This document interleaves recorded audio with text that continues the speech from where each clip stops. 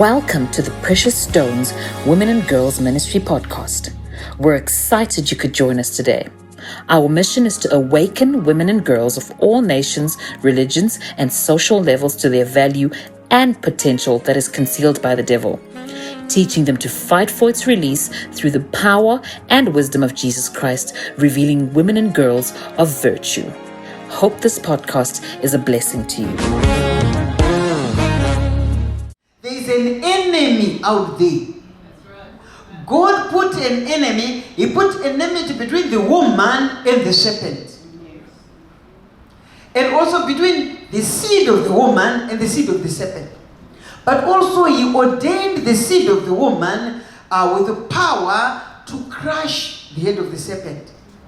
So the devil knows his enemy. This is why he would fight and focus. I say the battle that the devil will fight with the woman is from the cradle to the grave. Whether you respond or not, he will fight you. Because he knows that you are the enemy ordained by God, and you have this potential to produce seed which can crush his head. And for the devil, this is not just a statement, it was an experience. Because when God wanted to bring salvation to mankind, to defeat the devil once and for all, He used this arrangement of a woman and her seed. He found a young woman called Mary, overshadowed her with the Holy Ghost, gave her the word, overshadowed her with the Holy Ghost, and she brought forth a seed, Jesus Christ. Jesus Christ was manifested to destroy all the works of the enemy. So He knows the potential. This is why you will fight the woman and the girl from the cradle to the grave. He knows the potential that is in there. And the way then he fights is to go into the social fabrics and put things there that continuously fight the woman and the girl.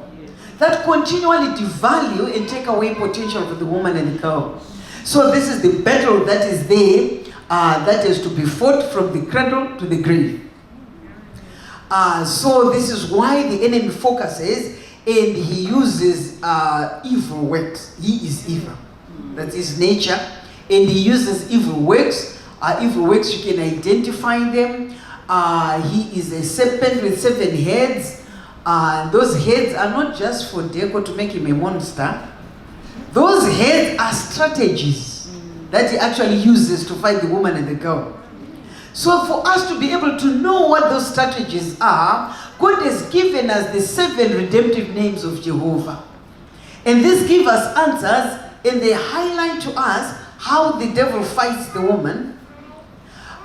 We know God as Jehovah Tzidkenu, the Lord our righteousness. The devil will use sin to cover and to conceal the value and potential in the woman. If he can keep you in sin all your life on this earth, then he has managed to cover all that value and potential. The value and potential can never be seen. We know this God is Jehovah Rapha, the Lord our healer. So the devil uses sickness and disease to incarcerate that value and that potential. We know this God is Jehovah Jireh, the Lord our provider. The devil will use poverty to keep this woman and girl in prison so that the value and potential can never be seen. I'm glad you have things about investment here, or you are really waking up. Clap your hands for yourselves. Amen. You know, this is to bring you to a place of that blessing that God wants you to come into. And then we know Jehovah Shammah, the Lord who is there, the Lord who is present. The devil would want to isolate the woman, keep her lonely, attack her with loneliness, and also with fear. Once your life is incarcerated in fear, fear of people, fear of things, fear of the future, fear of the unknown, the value and the potential can never be seen. Then we know this God is Jehovah Ra, the Lord my shepherd, the Lord my guide. So one of the weapons of the devil against the woman is confusion and foolishness. It's amazing how much confusion you find among women and girls. I've been ministering to women and girls.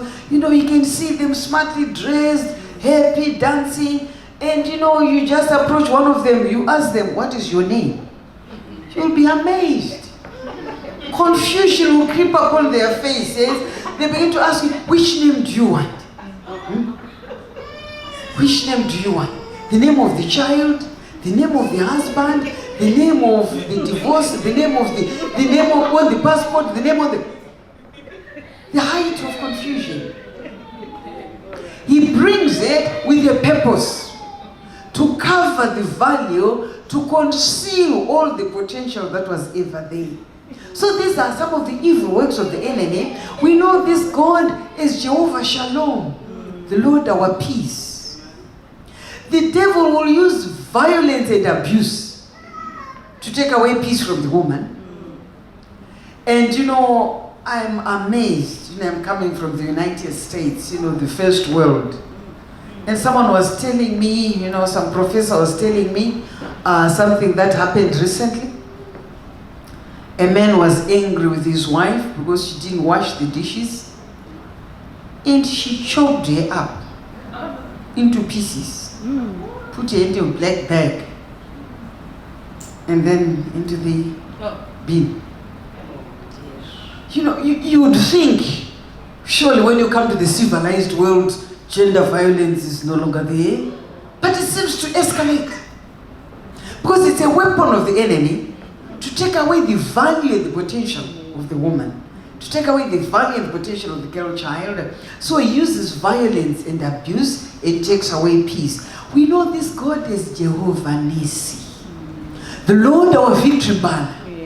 So one of the strategies of the enemy, the evil works, is to perpetuate defeat and failure in the life of a woman. When your life is constantly defeated and you fail at everything, you try this course, you fail, you start this business, it collapses, you do this, failure everywhere, it will conceal the value and the potential. So these are some of the evil works in general that the devil will use. But the principal, the biggest evil work is something called an inferiority complex that he creates around the woman and the girl. And when you look at history and society, the woman, the girl child, is gently tutored into an inferiority complex.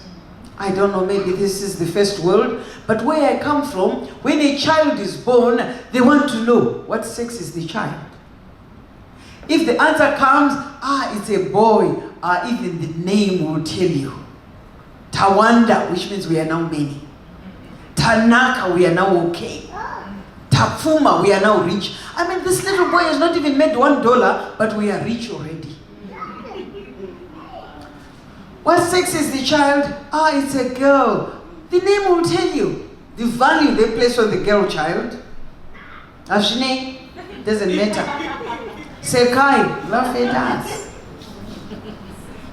My day, what did you want?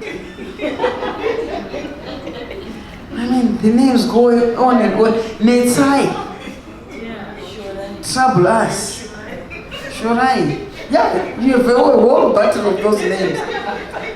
And you're wondering, Netsai, it means, troublesome. This baby is 1 day old. Who has she troubled? Who? So you find all these names, they are fraught with meaning. They mean something because they place a certain value on the girl child, which is very little. So the inferiority complex, don't even underestimate it. It is worked there in the life of the girl child as she grows up. She hears statements. She sees even the media. The media is amazing. When they want to advertise, a very powerful battery, a beautiful battery, you find this battery there and then a naked woman by its side. Then you wonder, what is the battery to do with this woman? But all those things are actually teaching and training you into an inferiority complex. Basically, what society and history would like you to become as a woman and a girl is not a person but a thing. We'll talk about that. Are you a human being or are you a thing? It's an answer we need to get in this convention. So in the inferiority complex, she grows up. She's tutored into it. Yeah, I can only talk about where I come from. You know, the girl is about to get married. The aunts will come. They will sing for her. They will advise her how to conduct a marriage. Do you want me to sing for you? Some of the songs they would sing for her. Kwaonaenda huko, mwanawe. Roho usacheme, mwanawe. Tuko nyarare, mwanawe. What is the song saying? Where you are going, our child. Prepare yourself. When you get beaten up, just shut up, take it gracefully. When you get scolded, just keep quiet. What are they doing? They are training here to take in gender violence. That's the training. That's the advice. Take it gracefully. So you find these things, this inferiority complex, don't even underestimate it. It will creep up. So this is one of the evil works of the enemy. But you know, let me tell you, from this vision, from this education I got from the Holy Ghost, I have good news for you. Amen. It doesn't matter what the devil has done, what he's doing right now, or what he even wants to do in your life tomorrow. There is good news. That water that was flowing over the lump of soil and gently washing away the soil is the water of the Word of God. Amen. The Word of God is like water. It can cleanse. Jesus says in John 15 and verse 3, you are now clean because of the word that I've spoken to you. Amen. The Word of God is cleansing power. It can cleanse away all the works of the enemy.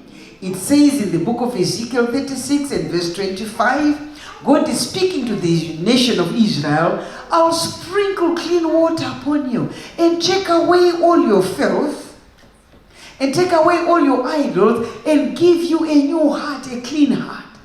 This is the process of salvation where you hear the word of God that cleanses you. And also when you go to Ephesians chapter 5 and verse 26, Apostle Paul is talking about Jesus in the church. How he washes and cleanses the church by the washing of the water by the word. So there is a water out there. There is a water of the Word of God, which when you expose the life of a woman, the life of a girl child, it will wash away the soil of the works of the enemy. And what will come out is that gem that God has created. Amen. That precious stone is what will emerge. And also I told you about a sharp instrument like a miniature sword that was cleaning the crevices of the stone and polishing it. That also is a picture of the Word of God. Come with me to Hebrews chapter 4 and see this powerful Word of God, what it can do in the life of a woman and a girl. Hebrews, we're talking about Hebrews.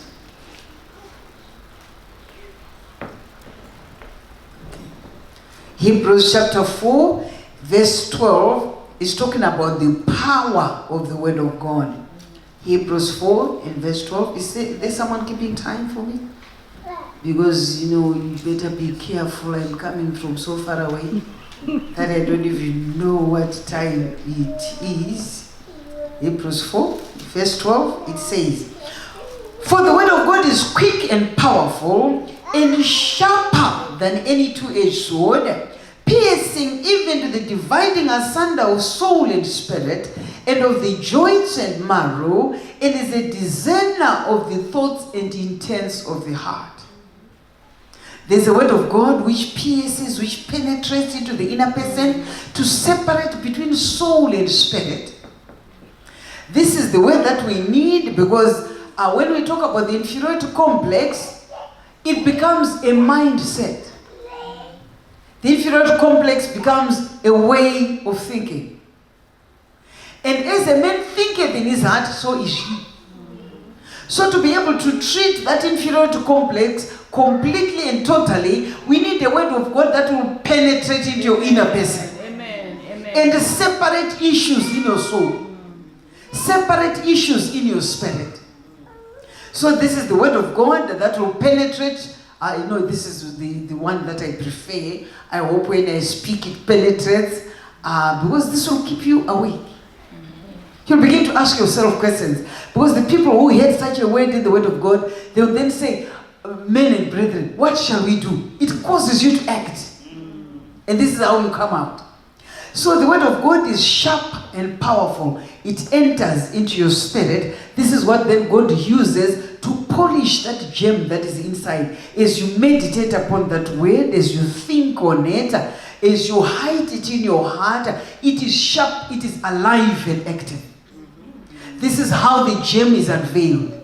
This is how the gem is polished by the word, by the water of the word. This is how we unveil the gem. So the word of God is the powerful element that we have. So when you allow this word to work in your own life, when you receive it, when you mix it with faith in your heart, the gem will emerge. Thank you for joining us and hope you've been blessed. Special thanks to those who give generously to this ministry. It's because of you that this ministry is possible. You can click the link below to give now or send us an email on preciousstonesint@gmail.com. For more information on how to give, simply text or WhatsApp us on +263 73 710 8766. That's +263 73 710 8766. We would also love to connect with you on social media, so you can find us on Facebook on @PreciousStonesINT Ministries or on Instagram on Gemstone Resource Center. If you enjoyed the podcast, you can subscribe, share with your friends, take a screenshot, and share in your social media stories. And while you're at it, tag us on Precious Stones Women and Girls Ministry. Thank you for joining us, and see you next time.